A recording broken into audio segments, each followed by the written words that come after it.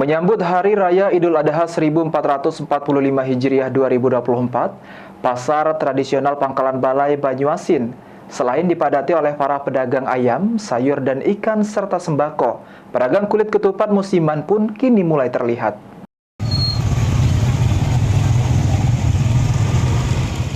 Menyambut Hari Raya Idul Adha 1445 Hijriah 2024, pasar tradisional Pangkalan Balai Banyuasin selain dipadati oleh para pedagang ayam, sayur dan ikan serta sembako, pedagang kulit ketupat musiman pun kini mulai terlihat.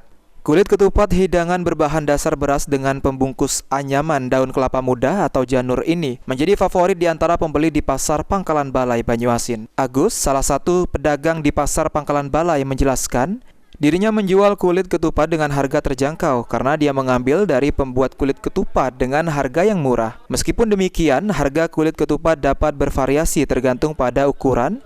Dengan kulit ketupat yang lebih besar dihargai sedikit lebih tinggi karena menggunakan bahan lebih banyak. Ketupatnya 5.000. 5.000 itu isi berapa? Isi 10. Isi 10. Yang pudak. Yang kocok habis. Yang kocok bedanya apa? Bedanya kalau kocok itu agak merah, yang pudak ini putih warnanya. Bengkoang dengan ini, dengan kocok. Kalau ini dia bengkoang. Ukurannya sama? Ukurannya tergantung, ada yang besar, ada yang sedang. Yang kecil berapa dijual? Sama baik dia. Sama baik 5.000 galang. Agus juga mengatakan ia menjual kulit ketupat bervariasi mulai dari harga Rp5.000 hingga Rp10.000 per ikatnya, tergantung dari bahan pembuatannya yang berisikan 10 buah. Suryadi, Paul TV.